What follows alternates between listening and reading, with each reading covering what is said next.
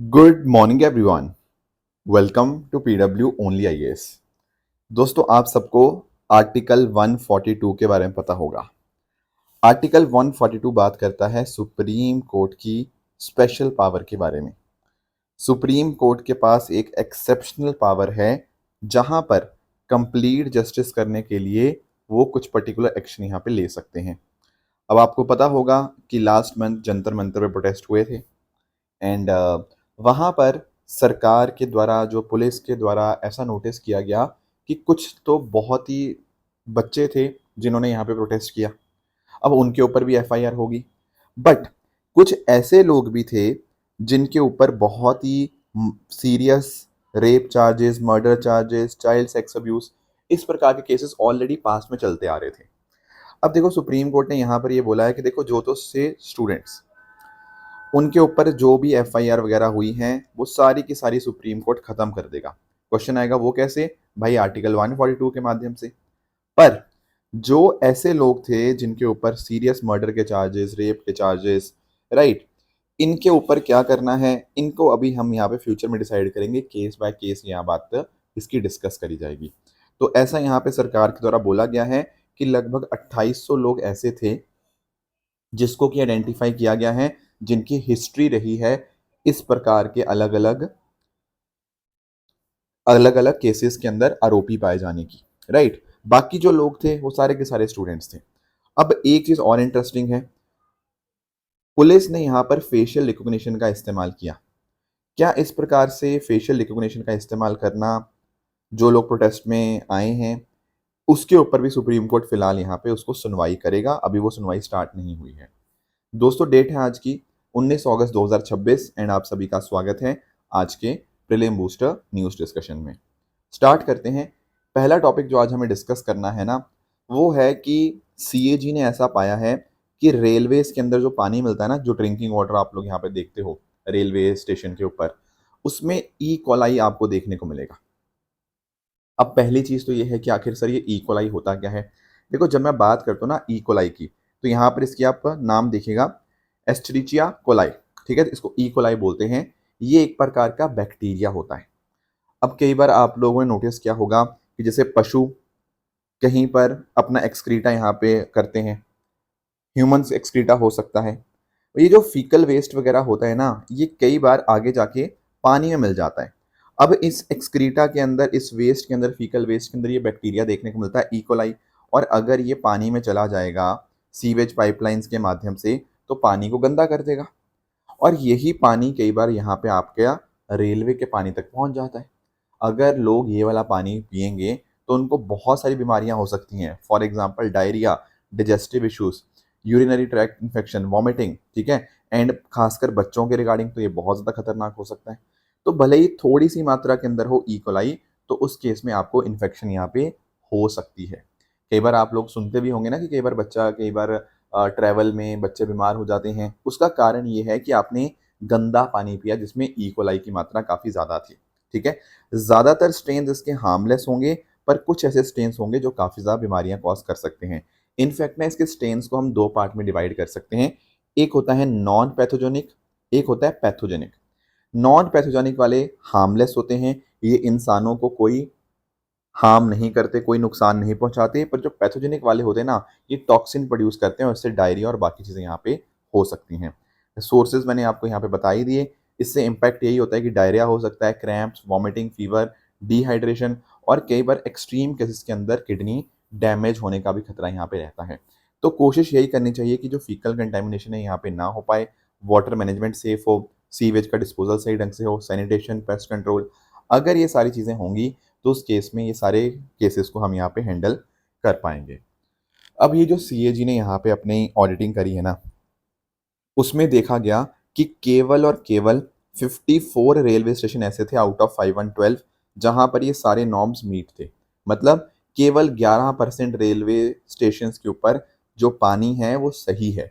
बाकी जो 90% के आसपास जो आपके पास रेलवे स्टेशन है ना, वहाँ पर टॉयलेट की दिक्कत है, सीटिंग की दिक्कत है, ड्रिंकिंग वाटर की दिक्कत है, साइनेज की दिक्कत है, वहाँ पर ई कोलाई की मात्रा बहुत ज़्यादा है। भाई अगर ये सारी चीज़ें होंगी, आप खुद नोटिस करोगे, तो लोग जो पानी हो सकता है 20 रुपए की बिस्लरी बॉटल खरीद के नहीं पी सकते, और वो यही पानी पी रहे हैं, तो उनके बीमार होने के चांसेस बहुत ज़्यादा बढ़ जाते हैं। ये बहुत ही कंसर्निंग मुद्दा है, क्योंकि रेलवेज़ का इस्तेमाल लगभग हम में से हर एक बंदा करता है, ठीक है? आम इंसान की गाड़ी मानी जाती है रेलवेज़, और अगर रेलवे स्टेशन के ऊपर जो पानी मिल रहा है, अगर वो पानी सही नहीं है, तो आप खुद सोचो कि हमारा पूरा देश कितने बड़े एक हेल्थ संकट के सामने हमें यहाँ पे फेस करने को मिल रहा है। नेक्स्ट आते हैं, अगला टॉपिक हमारे सामने है UNCCD COP 17 and India's open natural ecosystem. थोड़ा इसको अंडरस्टैंड करते हैं। सबसे पहले हम लोग सीसीडी के बारे में समझते हैं। United Nation convention to combat desertification. अब आप लोगों को याद होगा कि जब 1992 के अंदर रियो अर्थ समिट हुआ था, उसके बाद हमारे पास कुछ उसके आउटकम्स के तौर के ऊपर एक आउटकम ये भी निकला था यूएनसीसीडी, ठीक है? इसको अडॉप्ट किया गया था 1994 के अंदर। अब देखो नाम में ही है इसका कॉम्बैट डिजर्टिफिकेशन, तो ये एक प्रकार का लीगली बाइंडिंग एग्रीमेंट आपको देखने को मिलेगा जो कि डिजर्टिफिकेशन को रोकने की कोशिश करता है। जैसे आप लोगों ने अफ्रीका के अंदर ग्रेट ग्रीन वॉल इनिशिएटिव के बारे में सुना होगा, उसका पर्पस भी यही है कि डिजर्टिफिकेशन को आगे बढ़ने से हम यहाँ पे रोकें, ड्रॉट को, लैंड डिग्रेडेशन को, इनको सबको हमें एड्रेस करना है। अब इस तरह से ये 1994 के अंदर अडॉप्ट हुआ, ठीक है? 197 पार्टीज यहाँ पे इसके अंतर्गत हैं, और इंडिया ने इस एग्रीमेंट को साइन किया था 1994 के अंदर, और हमने अपनी पार्लियामेंट के द्वारा इसको रेटिफाई कर लिया 1996 के अंदर। इनफैक्ट ना 2019 के अंदर जो यूएनसीसीडी हुई थी, दैट इज कॉप 14 थी उस टाइम, तो वो कॉप 14 को हमने ही यहाँ पे होस्ट किया था, राइट? अभी पता क्या हो रहा है, अभी आज के टाइम यानी कि अगस्त के मंथ में फ्रॉम 17th टू 28th अगस्त, इस बार यहाँ पे कॉप हो रही है यूएनसीसीडी की, और इसका नाम क्या है? कॉप 17। सर कहाँ पर हो रही है? देखो ये हो रही है मंगोलिया के उलान बटार के अंदर, राइट? और इसका फोकस यहाँ पे ये है लैंड रिस्टोरेशन कमिटमेंट को फाइनेंस एंड एक्शन के अंदर कन्वर्ट करना। क्या मतलब इस चीज़ का? देखो जैसे ना आपको पिछले साल का कॉप याद होगा, पिछले साल के कॉप ने भी बात बहुत ज़्यादा की थी इम्प्लीमेंटेशन के ऊपर। यहाँ पर भी हम यही बात सिमिलर कर रहे हैं कि देखो बातें बहुत सारी होती हैं, कमिटमेंट्स बहुत सारी होती हैं, पर उसको पैसे में, उसको एक्शन में कन्वर्ट करने की हमें बहुत ज़्यादा ज़रूरत है। देखो मंगोलिया जो इस बार इसको होस्ट कर रहा है, अगर आप मंगोलिया की बात करोगे, मंगोलिया तो खुद बहुत ज़्यादा इफेक्टेड है इस चीज़ के साथ। लगभग 77% उसकी ज़मीन है जो डिजर्टिफिकेशन के साथ अफेक्टेड है, और इस बार की जो थीम रखी गई है, it is restoring land, restoring hope, right? तो फोकस यहाँ पे रहेगा लैंड को रिस्टोर करने के ऊपर, जल्दी से जल्दी हम जो लैंड है डिग्रेड हो चुकी है उसको रिस्टोर करें। इसके अलावा हम बात करेंगे यहाँ पे रेंज लैंड्स की। देखो रेंज लैंड पता क्या होते हैं? एक बड़े ओपन एरियाज आपको देखने को मिल जाएंगे, जहाँ पर ग्रासेस, श्रब्स या ओपन वेजिटेशन होता है, वहाँ ग्रेजिंग वगैरह कर सकते हैं। आपके जो पशु वगैरह होते हैं भाई, उनका भी प्रॉपर ढंग से मैनेजमेंट करना होगा, और जो कम्युनिटीज़ इनके ऊपर डिपेंडेंट हैं चरवाने के ऊपर, उनको भी हमें सपोर्ट करना पड़ेगा। फिर ड्रॉट रेजिलियंस, सूखा पड़ेगा तो हम उसके रिगार्डिंग कितना रेजिलियंट हैं, कितना प्रिपेयर्ड हैं, वो सारी चीज़ें, राइट? तो इस प्रकार से ये कॉप 17 यहाँ पे चल रहा है। तो कोशिश यहाँ पे यही है कि हम यहाँ पे इसको काम करें, जो प्लेज है, हमारा संकल्प है, उसको हम एक्शन में यहाँ पे कन्वर्ट करें। That is very very important. जो ऑलरेडी हमारा एक मुद्दा बचा हुआ है ग्लोबल ड्रॉट रेजिलियंस फ्रेमवर्क का, इसको फाइनली हम यहाँ पे रिजॉल्व करना चाहते हैं इस पर्टिकुलर कॉप 17 के अंदर। एंड इनफैक्ट ना जो कंट्रीज़ हैं वो कोशिश कर रही हैं कि 1 बिलियन हेक्टेयर जो ज़मीन है उसको रिस्टोर करें। एक्चुअली ना दुनिया में अगर मैं बात करूँ तो 1.5 से 2 बिलियन हेक्टेयर ऐसी ज़मीन है जो कि डिग्रेड हो चुकी है। अब इस डिग्रेडेड लैंड को वापस हमें रिस्टोर करना होगा ना, तो लगभग कोशिश ये है कि उसमें से लगभग 50% हम लैंड को रफली अपने आप में रिस्टोर कर पाएँ। So that is our objective. तो इसीलिए कॉप 17 यहाँ पे हो रही है, which is becomes very very important. और इसी कॉप 17 के अंदर इंडिया ने एक रिपोर्ट रिलीज़ करी है। एक्चुअली इसको आप बोल सकते हो guide to grassland and other open natural ecosystem. Bharat ने पहली बार ये गाइड जो है इसको रिलीज़ किया है। अब क्या है इस पर्टिकुलर गाइड के अंदर, इस रिपोर्ट के अंदर? पहले तो ये बताओ कि सर ये लॉन्च किसने की है? देखो इसके अंदर रोल रहा एक तो आईयूसीएन का, international union for conservation of nature, उसके अलावा Ashoka trust for research in ecology and environment, फिर centre of excellence on sustainable land management, Indian council of forestry research and education and space application centre ISRO. इन सब ने यहाँ पे मिलकर इस पर्टिकुलर जो गाइड है इसको यहाँ पे लॉन्च किया है। तो इसने यहाँ पे हर एक चीज़ बताई है कि हमारे थार डेजर्ट, हमारे बन्नी ग्रासलैंड, हमारे डेक्कन सवानास, हमारे ravines, coastal ecosystem, Himalayan area, Terai grasslands, इनके ऊपर क्या क्या फोकस है, ये हर एक चीज़ यहाँ पे बताई गई है। Plus at the same time इन्होंने जो हमारे ओपन नेचुरल इकोसिस्टम है उनका क्या रिश्ता है बाकी चीज़ों के साथ, ठीक है, वहाँ के लाइवलीहुड्स को हम कैसे प्रोटेक्ट करना चाहते हैं, वो सारी बातें यहाँ पे बताई गई हैं। और यहाँ पर इस गाइड के माध्यम से हमारे जो पॉलिसी मेकर्स हैं, रिसर्चर्स हैं, उनको मदद मिलेगी आने वाले समय के अंदर अपनी प्रैक्टिसेस को यहाँ पे फोकस करने के लिए। तो यहाँ पे सरकार यहाँ पे या जो रिपोर्ट है ये बता ये रही है कि हमें लैंडस्केप लेवल प्लानिंग यहाँ पे करनी होगी, कार्बन सिक्वेस्ट्रेशन हमें यहाँ पे करनी होगी, रिस्टोर करने की कोशिश करनी है। अगर ये सारी साइंटिफिक चीज़ें हम यहाँ पे करेंगे तो उसके माध्यम से भारत के ओपन नेचुरल इकोसिस्टम को भी हम यहाँ पे प्रोटेक्ट कर सकते हैं। ये बच्चे सोच रहे होंगे कि सर ये ओपन नेचुरल इकोसिस्टम होता क्या है? देखो सिंपल, जो लैंड ओपन है जैसे फॉर एग्जांपल अभी ग्रासेस, श्रब्स, जहाँ पे थोड़ी सी वेजिटेशन होती है, ठीक है, यहाँ पर हम फॉरेस्ट वगैरह की बात नहीं कर रहे, यहाँ पर हम ओपन एरिया की मोजली पे बात कर रहे हैं। तो इनमें भी अच्छी खासी आपको फ्लोरा फौना आपको देखने को मिल जाती है। ग्रासलैंड और रेंज लैंड्स के ऊपर तो आपके जो चराने के लिए आपकी लाइफ स्टॉक रेयरिंग ये सब बहुत ज़्यादा डिपेंडेंट होती है। पर इनमें इंपॉर्टेंट बात पता क्या है, एनवायरनमेंट के लिए बहुत इंपॉर्टेंट है, क्योंकि यहाँ पर काफ़ी अच्छी मात्रा के अंदर कार्बन जो है ये स्टोर करते हैं। एंड इस प्रकार से हाँ, खासकर अगर मैं बात करूँ ग्रासलैंड्स, तो आपके सॉइल फॉर्मेशन के अंदर, वाटर साइकिल के अंदर, ठीक है, न्यूट्रिएंट, ठीक है, आपकी न्यूट्रिएंट रिसाइक्लिंग, क्योंकि पानी जब नीचे जाएगा ना तो वो सारी चीज़ें भी आ जाएंगी। एंड इस प्रकार से फायर रिजीम्स के अंदर भी इनका इंपॉर्टेंट रोल यहाँ पे बन जाता है। तो ये सारी ऐसी चीज़ें हैं जिसके रिगार्डिंग इंडिया ने पहली बार यहाँ पर एक गाइड जो है उलान बटार के अंदर यहाँ पे कॉप 17 में यहाँ पे रिलीज करी है। तो इसका पता आप सबको यहाँ पे होना चाहिए। नेक्स्ट आएंगे दोस्तों, अगला टॉपिक हमारे सामने है प्रोजेक्ट पैनामा। देखो ये बड़ा ही इंटरेस्टिंग सा प्रोजेक्ट आपको देखने को मिलेगा, काफ़ी लोग इसको क्वेश्चन भी उठा रहे हैं। देखो यहाँ पर आप नोटिस कर पा रहे हो, यहाँ पर आपको ना एक किताब देखने को मिलेगी। हाँ सर, अब पता क्या हो रहा है, एंथ्रोपिक जो है ना, जो कि काफ़ी ज़्यादा काम कर रहा है एआई के रिगार्डिंग, इसने पता क्या किया, दुनिया की बहुत सारी जो फेमस फेमस बुक्स हैं, फिजिकल कॉपीज़ उसकी अपने पास मंगा ली, फिजिकल बुक्स को ऑर्डर कर लिया। अब पता क्या किया जा रहा है, ये बुक्स को मंगा लिया, ठीक है, बुक्स मंगाने के बाद ना इनका जो कवर होता है, जो बाइंडिंग नहीं होती बाहर वाली, जो हार्ड बाइंडिंग होती है, उसको फाड़ दिया। फाड़ने के बाद जो भी बुक में कंटेंट था, वो बुक का कंटेंट हमने एआई को दे दिया। अब आप लोगों को पता है कि एआई तो डेटा के ऊपर ही काम करता है, जितनी अच्छी एआई की ट्रेनिंग होगी उतना ही अच्छा वो शानदार बनेगा। तो इस प्रकार से एक्सटेंसिव डेटा सेट्स यहाँ पे बनाए जा रहे हैं और इसी का नाम है प्रोजेक्ट पैनेमा। तो क्या कर रहे हैं प्रोजेक्ट पैनेमा के अंतर्गत, फिजिकल बुक्स को बहुत बड़े स्केल के ऊपर हम यहाँ पर एक्वायर कर रहे हैं, उनको डिजिटाइज कर रहे हैं और ट्रेनिंग के लिए इस्तेमाल किया जा रहा है इन डेटा सेट्स को। अब आपको पता है कि कई ऐसी शानदार बुक्स हैं जो बहुत ही अच्छे ढंग से लिखी हुई हैं, अब डिजिटल फॉर्म के अंदर वो अवेलेबल है नहीं, पर उनमें जानकारी बहुत अच्छी है, तो उनकी फिजिकल कॉपीज ऑर्डर करके उनको फाड़ के उनका जो डेटा है वो स्कैन किया जा रहा है एंड इस प्रकार से हाई क्वालिटी ट्रेनिंग डेटा यहाँ पे इस्तेमाल किया जा रहा है। अब इस कंसेप्ट का नाम क्या आता है, इस कंसेप्ट को हम बोलते हैं डिस्ट्रक्टिव स्कैनिंग। ये वर्ड आप यहाँ पे ध्यान रखिएगा अपने एग्जाम पर्सपेक्टिव से, क्या वर्ड है, डिस्ट्रक्टिव स्कैनिंग। डिस्ट्रक्टिव स्कैनिंग का मतलब यही है कि आपने बुक्स मंगाई, बुक्स को फाड़ा, बाइंडिंग को हटाया, जो फ्लैट पेजेस थे उनको यहाँ पे स्कैन किया और इस प्रकार से जब आप डिजिटाइज करते हो उसको बोलते हैं डिस्ट्रक्टिव स्कैनिंग। अब इसका फ़ायदा क्या होगा, देखो पुरानी किताबों को भी हम डेटा सोर्स के तौर पे इस्तेमाल कर पाएंगे, ठीक है ना। एंड कई बार ऐसा हो सकता है कि हमें अच्छे से उनको कन्वर्ट करना है मशीन रीडेबल टेक्स्ट के अंदर, तो वो यहाँ पे हो जाएगा। फिर लार्ज लैंग्वेज मॉडल्स को यहाँ पे ट्रेन करने के लिए हम इन चीज़ों का इस्तेमाल करेंगे, तो काफ़ी फ़ायदा होगा इस चीज़ का। पर काफ़ी सारे कंसर्न्स भी यहाँ पर इस प्रोजेक्ट के रिगार्डिंग उठ रहे हैं। क्या कंसर्न्स हैं, देखो एक तो कंसर्न आता है कॉपीराइट का। देखो अभी तक पता क्या होता था कि हम क्या करते थे कि कहीं ना कहीं एआई को हम ट्रेन किया करते थे, पर यहाँ पर तो उस ऑथर ने किताब लिखी, उस पब्लिशर ने, यहाँ पे उनके कुछ राइट्स होंगे, उनकी लाइसेंसिंग, इनका किसने ध्यान रखा क्या, आंसर इज नो।